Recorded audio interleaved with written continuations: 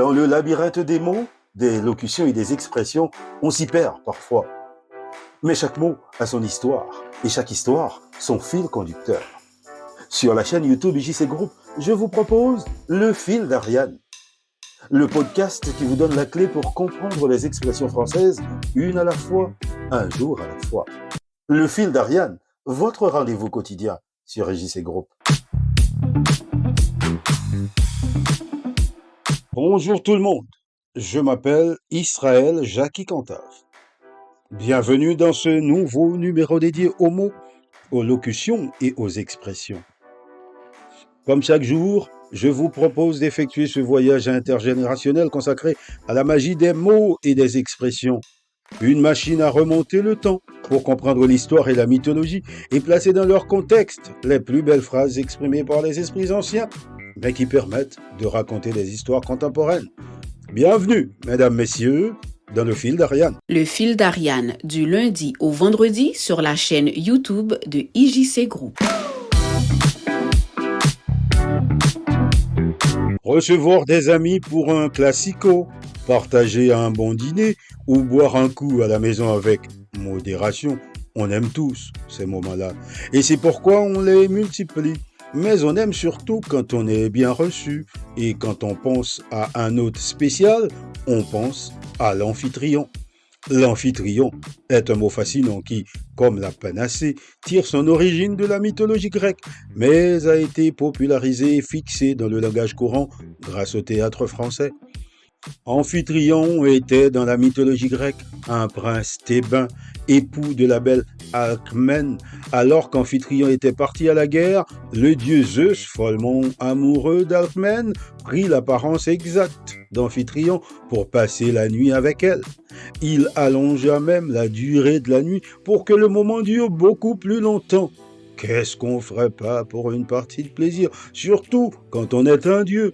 Le mec, il prolonge la durée de la nuit pour pouvoir passer plus de temps avec la femme de l'autre. Franchement, de cette nuit torride naissaient 2 enfants, 2 jumeaux, Hercule, fils de Zeus, et Iphiclès, fils d'Amphitryon.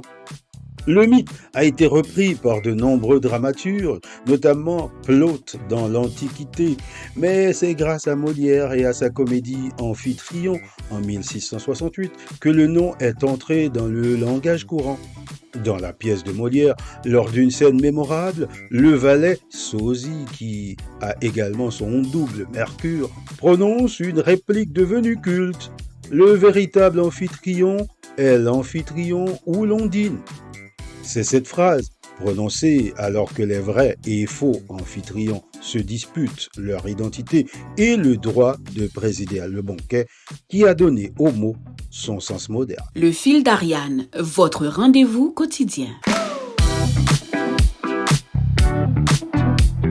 Aujourd'hui, dans le langage courant, un amphitryon est un nom masculin qui désigne de façon plutôt soutenue l'hôte qui reçoit, la personne chez qui l'on est invité à dîner, la personne qui offre le repas, celui qui paye le restaurant, le maître de maison. C'est un synonyme plus élégant du mot hôte ou celui qui invite dans le contexte d'un repas. Par exemple, on dira « Notre amphitryon nous a régalé d'un somptueux dîner avec des vins exceptionnels ». En résumé, l'amphitryon est passé du prince trompé au maître de cérémonie d'un repas grâce à une seule réplique de Molière. Mais je suis sûr que vous vous demandez pourquoi je ne vous raconte pas la fin de l'histoire entre Zeus et l'amphitryon. Vous avez envie de savoir comment ça se termine? Eh bien voilà, après la nuit du double, la nuit du cocu, l'amphitryon est naturellement furieux, et vous le comprendrez, et doute de la fidélité de son épouse, Alcmène. Pour éclairer le mystère, il consulte le devin Tirésias qui lui révèle toute la supercherie orchestrée par Zeus, expliquant que le dieu s'était métamorphosé en lui pour concevoir un héros. Amphitryon, bien que prince et guerrier, est un mortel. Il ne peut rien contre la volonté de Zeus. Donc, il accepte l'explication et pardonne à Alcmène, comprenant qu'elle n'a pas été infidèle volontairement. Il assume ensuite son rôle de père adoptif d'Héraclès, Hercule, et du père biologique d'Iphiclès. Amphitryon et Alcmène élèvent Héraclès comme leur propre fils, bien qu'il montre très tôt des signes de sa nature divine. Par exemple, en étranglant les serpents envoyés par Héra, la femme jalouse de Zeus, alors qu'il n'est encore qu'un bébé. Héraclès, devenu un jeune homme très puissant, est établi à Thébès. La cité est menacée par les Miniens d'Orchomène, dirigés par le roi Erginos, qui impose un lourd tribut aux Thébains. Amphitryon meurt en guerrier pendant cette bataille décisive aux côtés de son beau-fils. Héraclès prend la tête des troupes, remporte la victoire et inverse le rapport de force en imposant un tribut double aux Miniens vaincus. Amphitryon, c'est donc le père terrestre et le mentor du plus grand des héros grecs, Héraclès, avant de mourir dignement au combat. Amphitryon a donc été trompé, mais a donc été obligé de prendre soin du fils de Zeus. Bref, les dieux ont toujours raison. Le fil d'Ariane, une expression, un jour à la fois.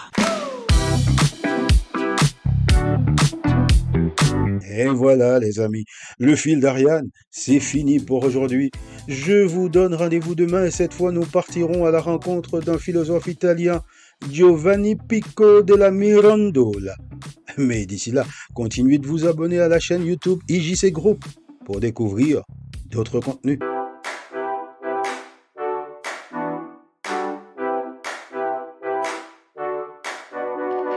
Dans le labyrinthe des mots, des locutions et des expressions, on s'y perd parfois.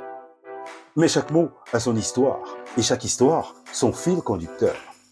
Sur la chaîne YouTube IJC Group, je vous propose le fil d'Ariane, le podcast qui vous donne la clé pour comprendre les expressions françaises, une à la fois, un jour à la fois. Le fil d'Ariane, votre rendez-vous quotidien sur IJC Group.